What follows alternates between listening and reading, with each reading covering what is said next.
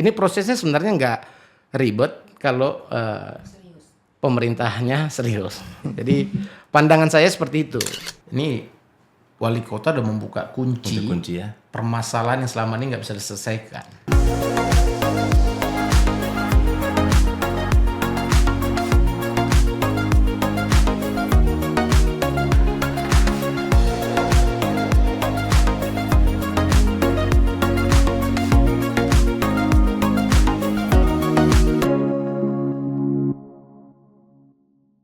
Hai pemirsa, kita bertemu kembali di podcast Sip lah.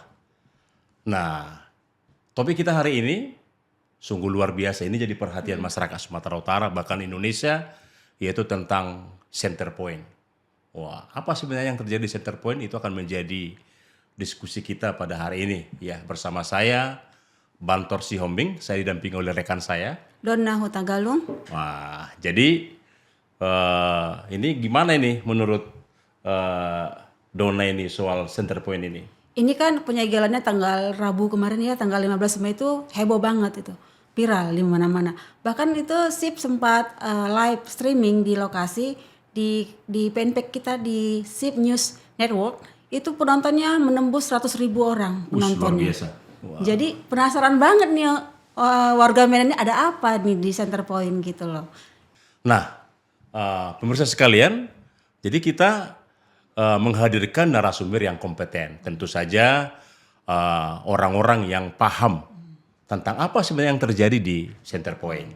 Nah, jadi bersama kita ada dari Dinas Perkim, ya. Terima kasih untuk Bang Apan yang berkenan hadir bersama dengan kita. Beliau ini adalah ketua tim untuk lingkup pengawasan bangunan dan lingkungan di Dinas Perkim Kota Medan. Jadi beliau ini sangat mengerti sebenarnya kenapa harus disegel center point itu. Nah, bersama kita juga hadir abang kita, yaitu Bang Mulya Saputra Nasution. Ya, tadi mau dipanggil Bang Mul. Ya, beliau ini anggota Komisi 3 DPRD Kota Medan. Jadi sangat Jangan lengkap. lupa Ya. dari fraksi Gerindra. Wow, dari fraksi Gerindra, betul. Bakal jadi penguasa ya nanti 5 tahun mendatang. Jadi kita nanti akan membahas ini, berdiskusi, dan kami sangat mengharapkan untuk pemirsanya podcast ini nanti akan memberi feedback, tanggapan-tanggapan nanti di podcast kita nanti ada kasih komentar, dan itu akan membuat podcast kita akan makin baik ke depan. Nah, jadi gini mungkin Bang Apan, ya ini penting sekali gitu loh. Tadi Donna udah sampaikan ada hampir 100.000 orang. Belum loh, yang lain-lain kan banyak live tuh di lokasi. Itu kan menunjukkan bahwa masyarakat Indonesia, bahkan mungkin ya ada juga nonton dari luar negeri, penasaran ini. Apa yang terjadi di center point? Itu berada di tengah kota, ya kan? Ada bangunan megah, dan orang tahu itu kawasan elit. Kenapa harus disegel? Mungkin bisa Bang Apan bisa cerita ke kita. Ya, terima kasih Mbak Donna, Bang Sihombing atas undangannya kepada kami Pemko Medan, yang dimana saya selaku perwakilan dari Dinas Perkim Kota Medan. Memang betul kemarin pihak Pemko Medan pada hari Rabu lalu melakukan penyegelan terhadap bangunan Mall Center Point. Memang suatu hal yang mengejutkan bagi masyarakat Medan, terutama lagi Mbak Donna bilang Bang Sihombing, masyarakat Indonesia luas. Saya melihat alasan Pemko Medan melakukan tersebut karena bangunan tersebut belum ada memiliki SIMB, surat izin mendirikan bangunan, ataupun sekarang namanya persetujuan bangunan gedung. Itulah yang menjadi dasar kenapa bangunan Mall Center Point Medan dilakukan penyegelan oleh Pemko Medan. Berarti nggak punya IMB ya? Belum punya IMB. Berarti sejak 2011 ya itu ya?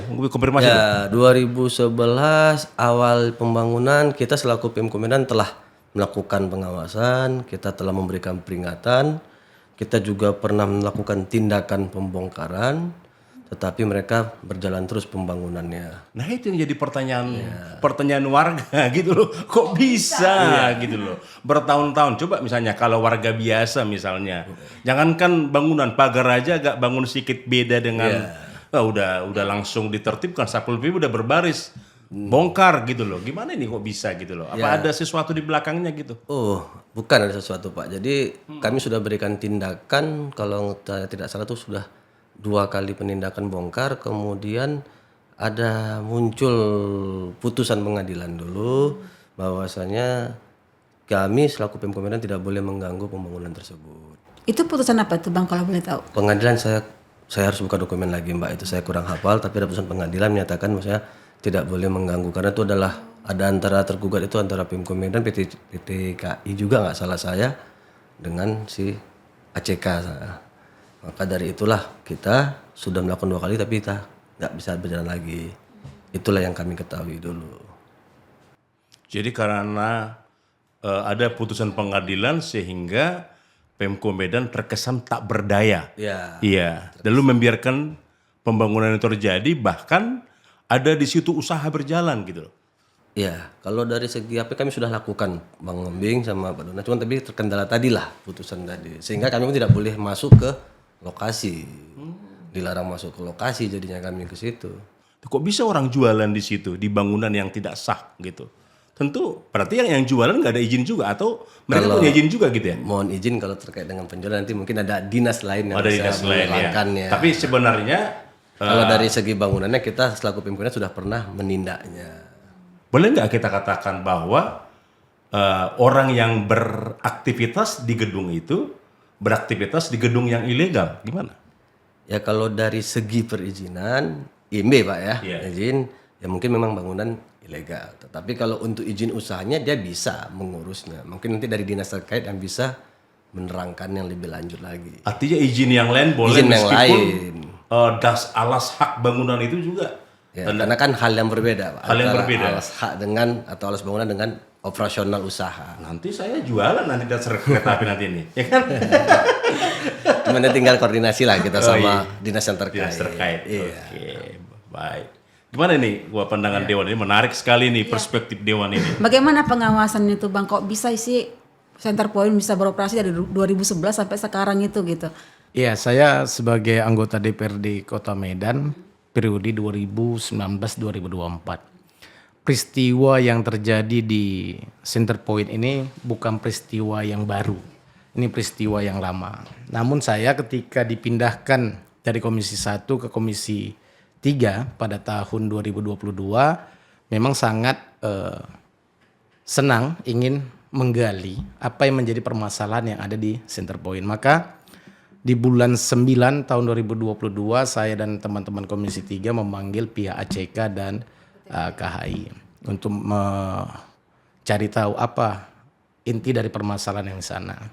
Ternyata ketika kita melaksanakan rapat dengar pendapat, ada beberapa hal yang memang menjadi permasalahan utama. Yang pertama adalah objek tanahnya. Objek tanah inilah yang menjadi persoalan utama yang tidak terselesaikan karena kedua belah pihak saling ngeklaim bahwa tanah ini milik mereka. Nah, ini menjadi persoalannya. Lalu kemudian saya gali dengan pihak ACK, ternyata mereka mendirikan bangunan berdasarkan putusan pengadilan. Ini menjadi aneh. Masa putusan pengadilan negeri menjadi dasar mengkangkangi peraturan daerah yang sudah ada. Ini persoalan utamanya. Dan itu terjadi dari tahun 2011. Tapi saya nggak ingin membahas terlalu dalam persoalan di masa lalu. Bagi saya persoalan ini harus diselesaikan sehingga ada kepastian hukum, ada kepastian ekonomi juga. Ini yang fokus kita pada waktu itu. Maka langkah-langkah yang kita lakukan adalah untuk mendorong kedua belah pihak melaksanakan sesuai aturan yang ada, yaitu bermediasi. Betul. Nah, membangun MOU. Nah, sehingga dasar itulah menjadi penyelesaian masalah. Maka kemarin yang saya dapat informasi PT KAI sudah melaksanakan mediasi dan mendapatkan kesepakatan untuk ber-MOU. MOU salah satu poinnya adalah sewa menyewa. Dengan artian pihak ACK ini menyewa lahannya KAI. Nah, di poin ini paling menarik, berarti status tanahnya sudah dikuasai oleh KAI. Oleh kereta api, ya. Itu poin pertamanya. Lalu berlanjut sampai dengan kejadian tanggal 15 kemarin penyegelan. Ini satu langkah yang baik, langkah yang dilaksanakan oleh pemerintah kota, khususnya Pak Wali Kota. karena dengan sangat konsisten, tegas menyelesaikan persoalan yang sudah berlarut-larut. Kenapa ini harus diselesaikan? Karena ada PAD yang bisa didapatkan oleh pemerintah Kota Medan. Ini yang memang harus kita kejar, dan kami juga mengejar persoalan ini harus selesai ya karena ada PAD yang dimana bisa dinikmati oleh masyarakat Kota Medan. Maka kemarin dilakukan penyegelan pertama terkait PBB-nya. Sekarang penyegelan terkait PBG yang dulu namanya IMB. Nah, namun dalam proses dalam PBG pengurusan ini kan harus ada alas hak. Nah, kalau alas haknya sudah ada, maka ACK akan diberikan HGB. Ini proses ini yang kita belum tahu. Kemarin saya ikuti prosesnya pengajuan HPL yang dilakukan oleh PT KAI. Ini saya nggak tahu sampai di mana prosesnya, tapi yang pasti PT KAI harus mengajukan HPL dulu. Ketika HPL ini selesai, maka pengajuan HGB. Nah, di HGB inilah mungkin yang ditunggu oleh ACK untuk bisa membayar kontribusinya. Panjang lagi ya prosesnya. Kalau prosesnya sebenarnya nggak panjang nih Kak. Nah, ini persoalan keseriusan aja dari pemerintah terkait. Apakah itu BPN-nya atau Dinas Pendapatan Daerah. Karena ketika dia proses HPL, ini pengajuannya ke BPN. Selesai dari BPN, baru pecah BPATB. Nah, ketika selesai BPATB-nya, ajukan lagi untuk HGB-nya. Nah, dari BPN prosesnya lagi ke Dispenda. Ini prosesnya sebenarnya nggak ribet kalau pemerintahnya serius. Jadi pandangan saya seperti itu. Kalau dari pihak DPRD sendiri Bang, ada pernah nggak memanggil para pihak ini duduk bersama gitu? Kita sudah melakukannya dari November tahun 2022, kita lakukan sudah 3 kali. Kita dorong, kita sampaikan untuk bermediasi. Tapi satu hal yang harus kita apresiasi, persoalan yang selama ini tidak bisa selesai, hari ini sudah mendapatkan titik terang. Nah, artinya ada kepastian hukum yang diberikan oleh pemerintah kota, dalam hal ini wali kota. Walaupun itu sebenarnya bukan menggambarkan keadaan yang sebenarnya. Karena kan ya, jadi kan statusnya kan jadi sewa gitu loh. Padahal ini bahwa ada peralihan hak antara kereta api ke ACK. Nah, jadi ada yang proses mundur mungkin ya, walaupun ini menjadi solusi. Iya, karena memang ya langkah Pemko ini kan hanya mengeksekusi agar mendapatkan PAD. Ya, supaya bisa dapat PAD ya.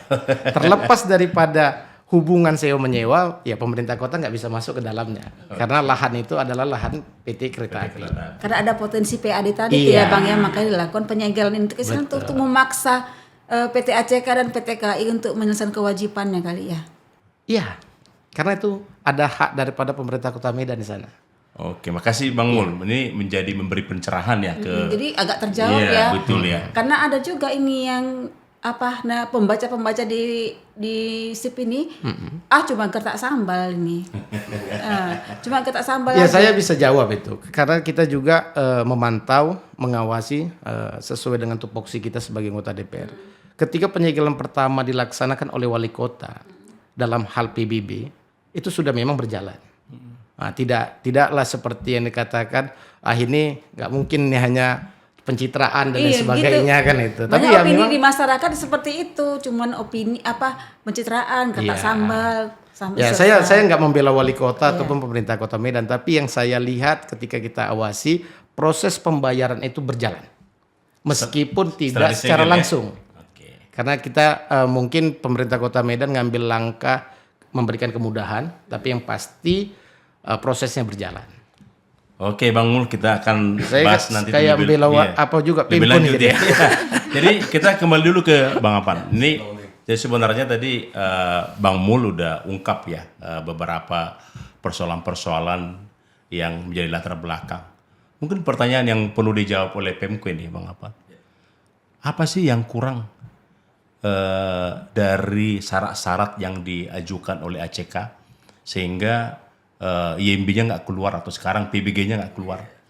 Ya, seperti tadi yang disampaikan oleh Bang Mul tadi, PT ACK itu belum mempunyai alas hak Sedangkan ALASA itulah dasar utama untuk mengajukan PBG atau SIMB. Jadi kalau ACK sudah punya ALASA, baik dia mau sewa menyewa tadi dengan ALASA yang udah dilegas, ya silahkan dia mengajukan permohonan PBG-nya. Makanya muncul pertanyaan, nggak ada alasan kenapa bisa bayar PBB ya? Ya, itu nanti silakan aja Pak koordinasi dengan dinas terkait. Ya. Kenapa bisa? Kalau kita kemarin sebenarnya Bang dari DPR mendorong semua persoalan selesai. Selesai ya.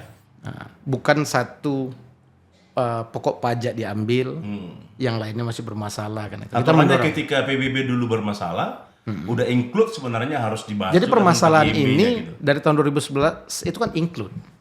Dari bangunannya, dari bisnis yang berjalan, maka ada PBB dan itu. Lalu kemudian pajak restoran dan lain sebagainya tiap bulan itu kan tetap dikutip. Nah, tapi kan tidak menyelesaikan persoalan selama ini. Ini yang kita dorong terus supaya persoalan yang keseluruhannya itu diselesaikan. Apa persoalan keseluruhannya? Yaitu ALASA. Alasak ya. Nah, berarti di sini saya jadi menarik ini dari penjelasannya Bang Mul gitu. Apakah pertimbangannya Perkim akhirnya memutuskan menyegel hanya semata-mata persyaratan gitu loh. Tapi misalnya ada nggak kajiannya misalnya tentang dampaknya ini? Ada nggak dipertimbangkan oleh, kan ini kan usaha udah jalan. Ada orang bekerja di situ, notabene orang Medan, anggaplah orang Medan, ada orang-orang nyewa tenan di situ. Kira-kira gimana? Ada nggak pertimbangan kemanusiaan? Atau jangan-jangan nggak ada lagi pertimbangan kemanusiaan waktu menyegel ini? Izin Bang Umbing, jadi yang perlu kami sampaikan, kalau untuk tindakan dari 2011 sudah kita lakukan, dari pembongkaran sudah tidak diindahkan, terus akhirnya kami Pak melakukan tindakan lah penyegelan. Itulah tindakan yang maksudnya yang saat ini yang bisa kita lakukan. Kalau pembongkaran kan bangunan besar terlalu tinggi resikonya untuk melakukan pembongkaran. Karena apabila si pemohon mengajukan permohonannya maka kan dia bisa dibilang legal kembali. Jadi ini adalah statement kepada si pemilik bangunan untuk mengajukan PBG-nya atau IMB-nya. Dan ini sudah kunjung dari tahun 2012 kita sampaikan. Sebenarnya ini ada batas waktu ya? Ada Ya, deadline. tanggal 30 Mei. Katanya 30 Mei. kalau nggak sampai tanggal tertentu maka itu akan ditutup permanen. Benar nggak itu?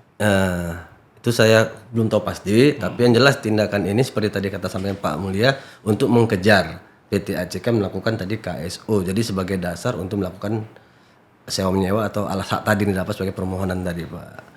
Kalau Bapak bilang tadi kami tidak melakukan kepada dampaknya, kami mohon izin kami sudah menyampaikan berulang-ulang kepada ACK. Seharusnya ACK inilah yang menyampaikan kepada penyewa-penyewa tenannya. Karena kan yang menyewa itu bukan PIMKU, tetapi person-person atau badan usaha yang ada di dalam gedung tersebut. Kita sudah sampaikan kepada ACK untuk melengkapi semua atau mengajukan permohonannya, tetapi pemilik itu tidak mengindahkannya. Perkim punya data nggak berapa jumlah warga Medan yang berusaha di situ?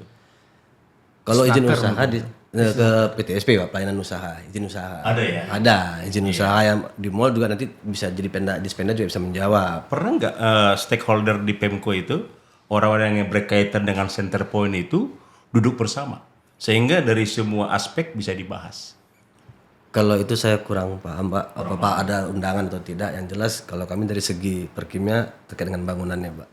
Oke, baik. Kembali ke Bang Mul. Ya, ini menarik ini. Ya gimana ini? Terus terang kan penyegelan itu kan tidak hitam putih. Kalau kita hanya bicara soal izin, mungkin ya gampang ya izin ya hitam putih ya. Kalau saya sih berpandangan PT KAI yang harus jemput bola. PT KAI ya. Iya. Sebagai pemilik lahan itu ya Bang. Yang selama ini mereka juga berjuang untuk memastikan tanahnya. Jadi Bang Mul, Wali kota hari ini menurut Bang Mul ini, PT KAI nggak peduli nggak di persoalan ini? peduli. Peduli. Nah, kita berapa kali berkoordinasi mereka juga sangat antusias. Cuma kita belum tahu ini proses administrasi ke HPL dan HGB-nya. Ini belum kita investigasi udah sampai mana tahapannya. Itu apa sih ya? Apa sih yang di PT KAI lakukan untuk mendapatkan HPL itu Bang? Tidak ada, tinggal pengajuan saja. Nah, tinggal pengajuan saja. Makanya saya belum bisa menjawab karena kita nggak tahu apakah pengajuan ini sudah dilakukan. Atau jangan-jangan nggak dilakukan? Nggak mungkin. Kenapa? Karena mereka berjuang terlalu lama juga Ya, ini kan prosesnya kan Untuk di BPN. memastikan kepastian lahan ini. BPN di Punya sini kok bisa, kan harusnya kan gampang saja anggota dewan panggil BPN nanya ada nggak permohonan masuk. Ya, jadi masalahnya kami juga punya keterbatasan. Di Komisi 3 ini counterpartnya bukan BPN. Oh itu pula Kami ya. hanya bisa memastikannya itu dari Dispenda, Bapenda saat ini. Apakah proses BPHTB sudah berjalan? Tapi untuk BPN itu counterpartnya Komisi 1. Komisi 1 ya. Wah, kita harus podcast selanjutnya harus bisa ngundang BPN, PTKI ya supaya ini gambarnya makin lengkap gitu ya, tidak hanya Keterangannya tidak iya, keterangan. Karena gitu. masalahnya kan di PTKI dan PT ACK ini. pemilik lahan. Tapi cuma- sebenarnya kalau cara berpikir KAI-nya kan ini satu sinyal yang baik untuk memastikan lahannya kan. Ini wali kota udah membuka kunci, Kunci ya. permasalahan yang selama ini nggak bisa diselesaikan. Menarik ini Bang Mul, karena Bang Mul udah sibuk-sibuk wali kota ini. Podcast ini sudah berusaha mengundang wali kota untuk hadir di podcast kita ini. Iya, tapi beliau menunjukkan niat baik dengan mengutus orang-orang yang terbaiknya untuk menjadi narasumber di podcast kita ini. Nah, ada pertanyaan yang mungkin bisa dijawab oleh Perkim ini, Bang. Ini penyegelan murni inisiatif Perkim atau ada perintah orang yang lebih besar dari Perkim untuk menyegel ini?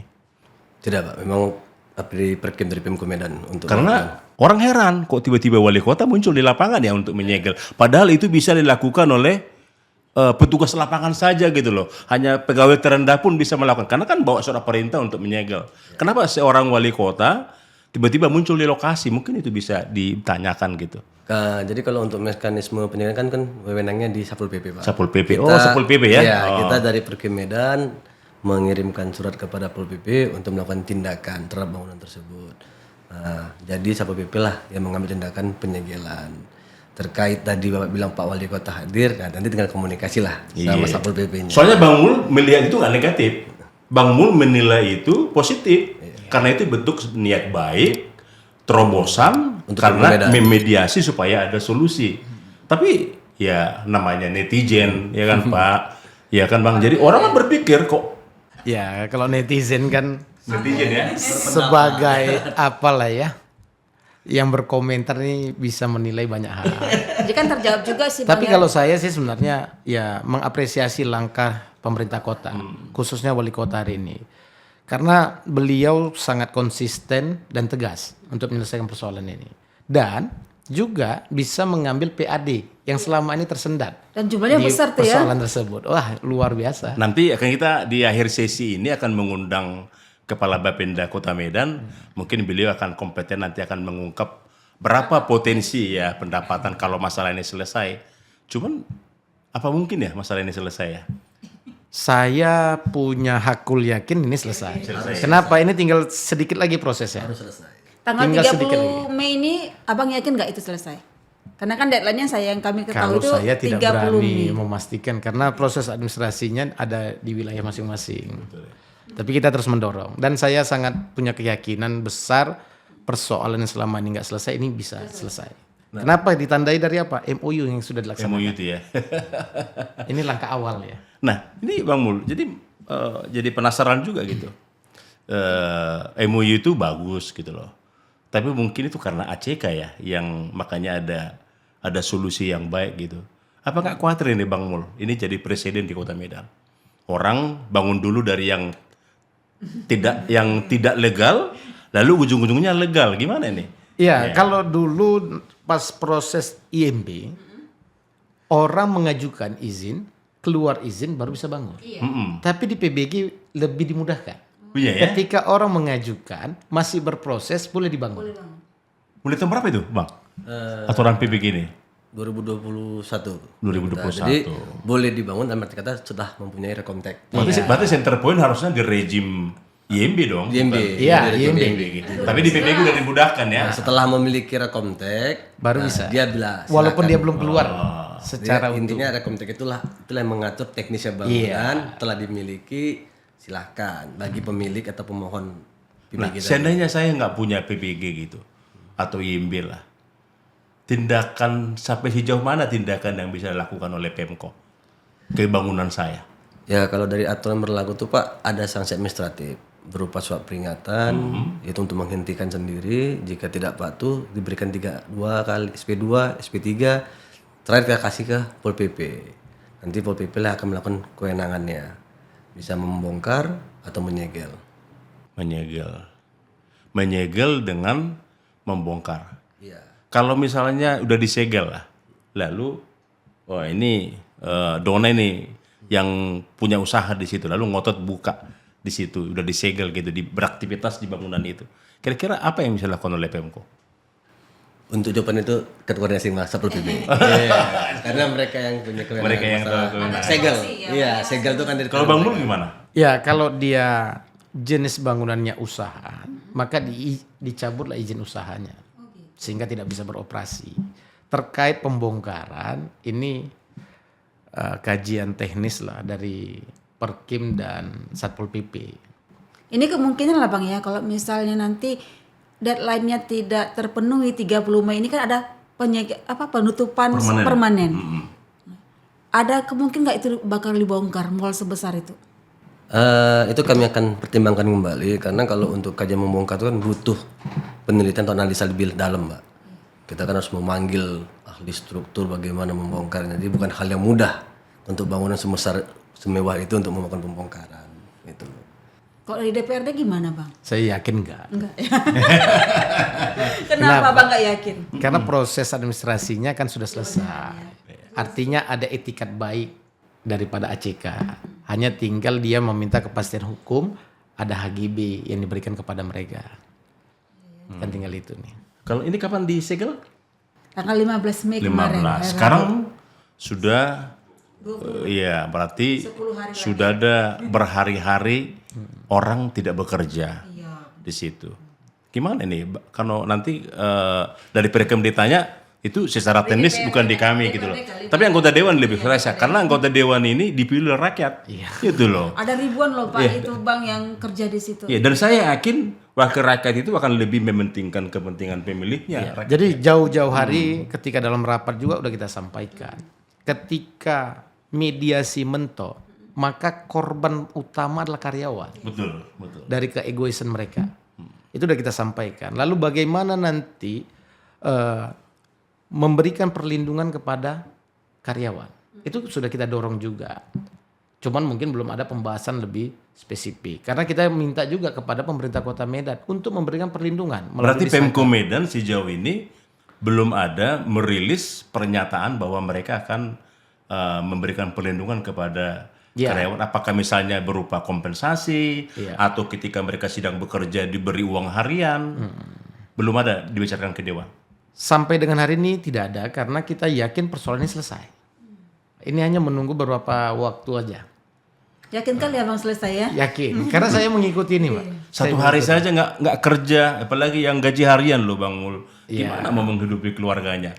Tentu yang untung di sini pinjol mungkin ya. Kita juga belum ada dapat laporan dari karyawan. Bagaimana yang dirasakan mereka ketika ini disegel. Oh, belum ada Jadi kita pengaduan belum ya? tahu, belum. Kita yang masih berpikir bahwa mereka ini sedang tertindas. Mereka sendiri belum ada memberikan laporan. Jadi kita nggak bisa melangkah juga. Tapi kan? ada loh Bang beberapa, saya kan pengamat, bukan pengamat, suka baca-baca di media sosial ya. Kami punya keluarga loh. Kami punya keluarga Di juga. case ini? Gimana nasib? Iya, di case ini. Kalau di case ini bisa saja terbangun perspektif itu karena mereka berpikir ini akan permanen ditutup. Nah, jadi ya asumsi mereka kalau ini ditutup, bagaimana kehidupan kami?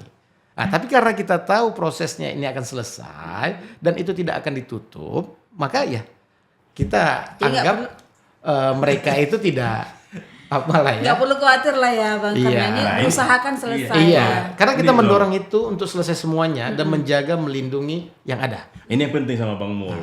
Gimana meyakinkan publik bahwa itu bukan angin sorga gimana? Ya saya udah mengikuti prosesnya. Prosesnya sudah berjalan.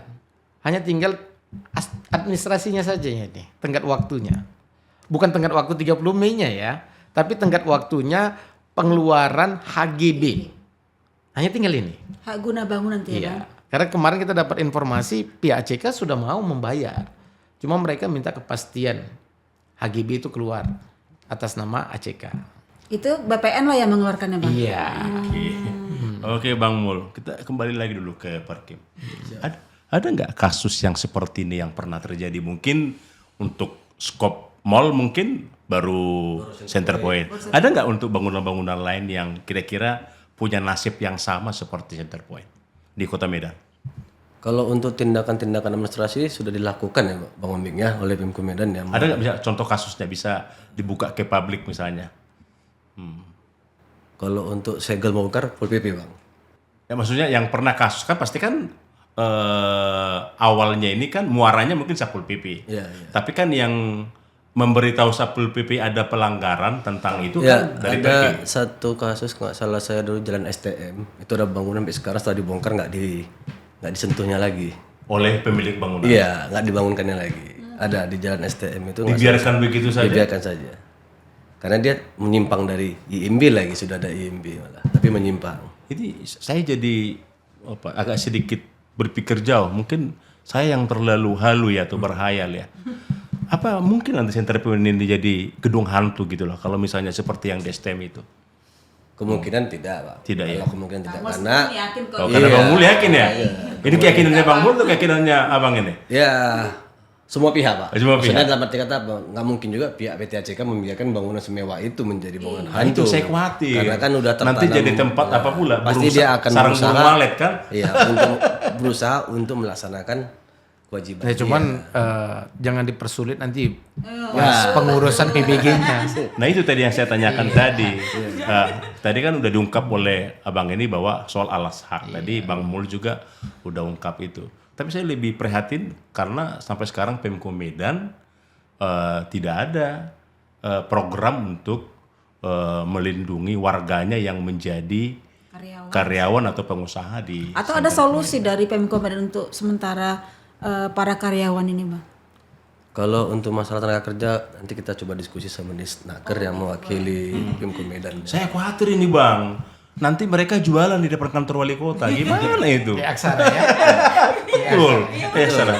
Bisa terjadi kan Nah, ya. itu kan mohon izin kalau perspektif kami Pak. Kami kan dari segi Pemko Medan ke pemilik bangunan.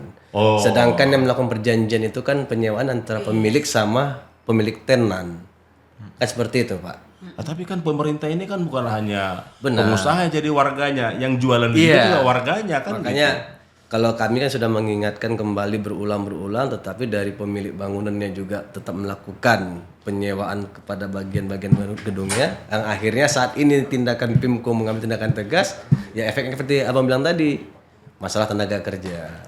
Seperti itulah. Nah ini seperti zaman dulu nih Bang Mul. Jaring pengamannya harusnya disiapkan dulu. Iya. Iya, bukan hanya bangun gedung aja perlu jaring pengaman. Waktu menyegel juga jaring pengaman harus ada. Iya. Oke. Jangan disegel baru berpikir. Iya. Berpikir dulu baru disegel gitu. Nah, tadi Don disinggung tadi ya mengenai potensi pendapatan. dari setelah- Nah, jadi ada baiknya nih kita undang Bapenda ya, Bang, supaya Bapenda nanti menjelaskan ke pemirsa podcast kita kalau persoalannya seperti harapan Bang Mul tadi Center Point ini selesai, berapa yang akan diterima oleh Pemko Medan dan akan digunakan untuk warga Medan juga. Jadi kita akan undang beliau. Silakan Don untuk diundang karena udah hadir di studio kita Kepala Bapemda Kota Medan. Jadi kita akan undang untuk hadir di ruangan podcast ini. Yap. Saya panggil sebentar ya Bang. Iya. Oke, pemirsa, kita udah hadir nih Kepala Bapemda Kota Medan, Bapak Endar Sultan Lubis. Beliau ini adalah orang yang luar biasa, sudah punya pengalaman panjang. Bahkan sebenarnya beliau ini juga pernah jadi di Perkim. Jadi sebenarnya sangat mengerti mengenai persoalan Center Point. Tapi beliau ini taat asas. Dia tidak mau mengomentari di luar tupoksinya. Makanya beliau hadir di sini sebagai Kepala Bapenda. Nanti beliau ini hanya akan membahas terkait dengan soal Bapenda. Nah, ini Pak Lubis, gimana nih dari pandangannya Bapenda tentang persoalannya Center Point ini? Mungkin bisa dijelaskan, Pak. Baik, terima Bisa kasih. lebih dekat ke Pak. Ya. Oke. Assalamualaikum warahmatullahi wabarakatuh. Selamat sore para pemirsa SIP Sinar Indonesia Baru. Perkenalkan saya Endar Sultan Lubis. Saat ini diberi kepercayaan untuk menjadi Kepala Badan Pendapatan Daerah Kota Medan. Baik, terkait dengan apa yang dipertanyakan tadi bahwa yang berkaitan dengan pendapatan di Center Point ini adalah menyangkut PAD.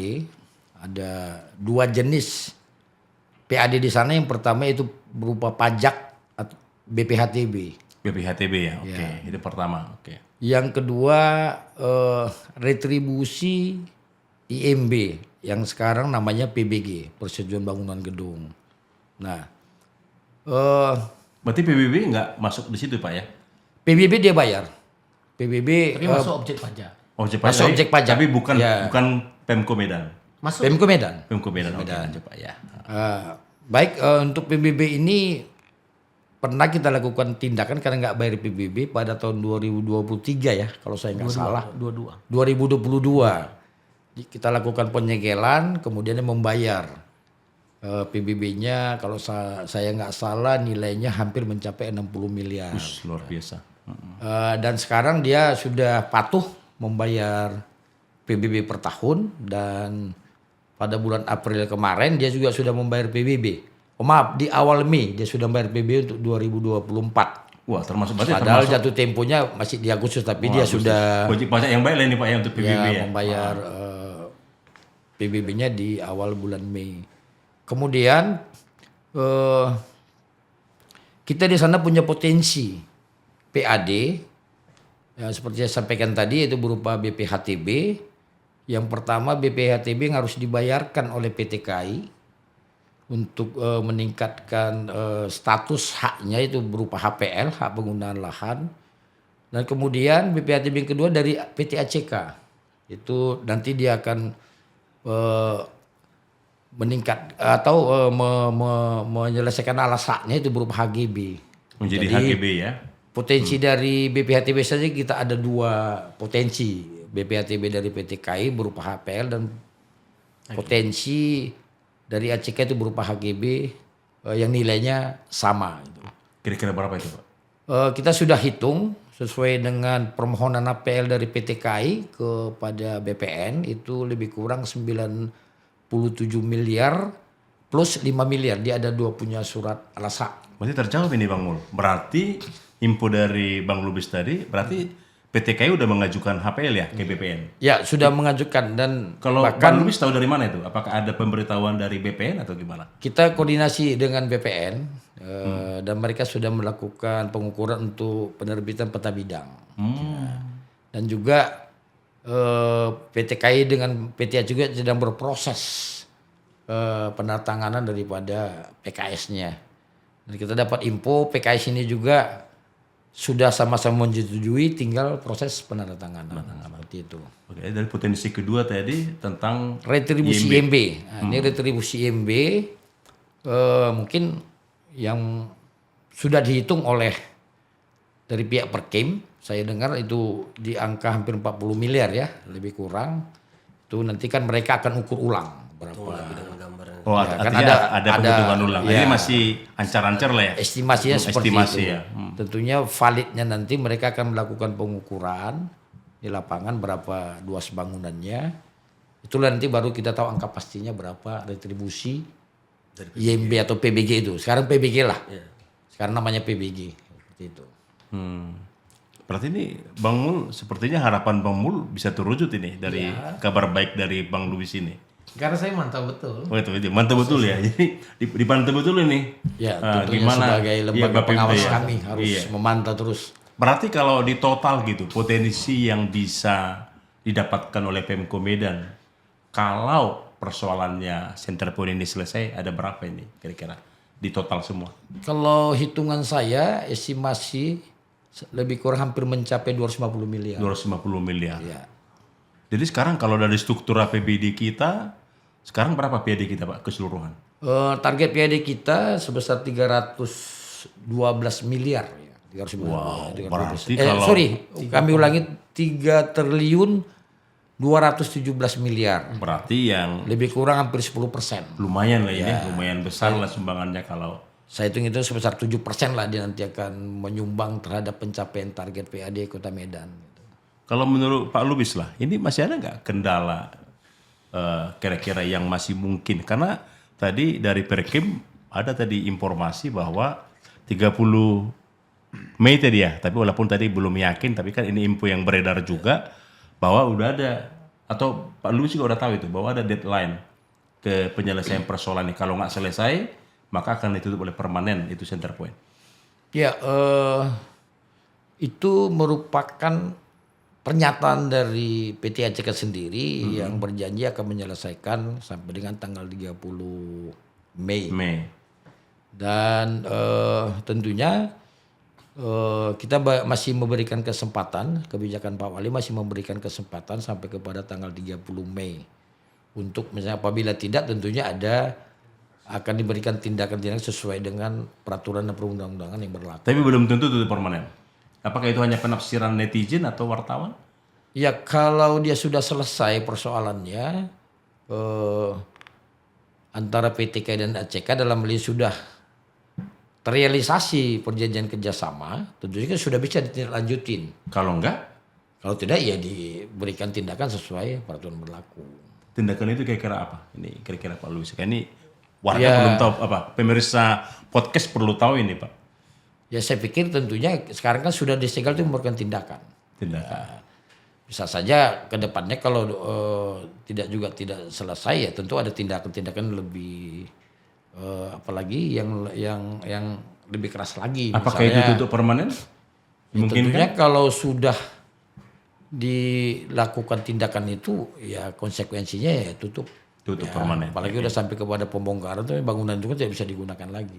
Seperti itu. Oke, baik. Terima kasih Pak Lubis udah membuka apa kita ya bahwa ini untuk pemirsa podcast Siplah ya, jadi Pak Lubis sudah sampaikan bahwa dimungkinkan ada tindakan-tindakan yang lebih keras, lebih tegas dari sekedar segel. Tadi ada diskusi kami tadi sebentar tadi dengan Pak Perkim karena Pak Lubis sudah hadir. Ada tidak sebelum penyegelan ini ada pertemuan antara para pihak ya misalnya koordinasi lintas dinas sebelum menyegel? Apakah Bapemda ikut di rapat itu? Ada nggak rapat itu? Ya tentunya sebelum melakukan tindakan pasti ada rapat koordinasi. Baik secara internal pemerintah Kota Medan maupun ke instansi vertikal. Kan ini menyangkut penindakan. Berkoordinasi tentunya dengan instansi APH misalnya seperti itu. Kemudian juga di dalam pemerintah Kota Medan sendiri instansi terkait ya ikut di dalam rapat koordinasi. Berarti Pak Lubis mengkonfirmasi ke kita ini Bang Mul bahwa ada rapat sebelum penyegelan. Ya. Nah yang saya mau tanyakan mungkin bukan bidangnya Bapemda mungkin. Ada tidak dibahas di rapat koordinasi itu tentang perlindungan bagi karyawan yang berusaha bekerja di center point? Ada nggak dibahas Pak di rapat itu? Bahwa Pemko Medan itu akan memberi kompensasi, perlindungan, dan yang lain. Ya saya pikir mungkin secara detail tidak terbahas secara detail ya. Karena kan tujuan kita juga si PT ACK segera menyelesaikan kewajibannya. Kita tidak berharap yang ekstrim itu sampai ke penutupan. Karena kita jauh harus memikirkan juga masyarakat kita yang bekerja di sana. Kemudian juga yang punya tanah juga masyarakat kita juga gitu. Betul. Itu kan, justru itu kan mau. Itu kan Iya. kita hanya mendorong pihak ACK supaya segera diselesaikan. Apalagi kita tahu persoalan ACK ini sudah dari tahun 2011. Gitu. Jadi tujuan kita tidak untuk artinya merugikan masyarakat kita. Kita malah ini mendorong supaya masyarakat kita yang beraktivitas ekonomi di sana punya kepastian hukum juga seperti itu. Oke, baik. Udah luar biasa ini. Wah, saya kira dalam podcast yang demikian singkat ini tentu tidak semua persoalan bisa kita jawab. Tapi kita sangat berterima kasih untuk kehadiran dari Perkim, Bang Mul dari DPRD, begitu juga dengan Pak Lubis dari Bapemda. Nah, pemirsa podcast Sipla, ini ada beberapa yang bisa kita simpulkan dari diskusi kami pada hari ini. Itu yang pertama, Pemko Medan tidak pernah berharap Center Point itu akan tutup permanen. Bang Mul jadi juga tadi hakul yakin bahwa persoalan ini akan selesai. Namun perlu juga kita ketuk pintu hati penguasa di Kota Medan. Pemilik tenan, pedagang di situ, yang bekerja di situ juga sebagian besar warga Medan. Alangkah baiknya kalau mereka juga dapat perlindungan dari Pemko Medan. Paling tidak memberi kompensasi. Mereka udah berhari-hari tidak bekerja dan jangan hanya membebankan itu ke ACK atau ke pengusahanya. Saya kira Pemko Medan punya anggaran besar tadi, saya kira bisalah dialokasikan anggaran untuk mendukung mereka. Jadi kita harap kita bisa bertemu kembali dalam podcast lebih lanjut.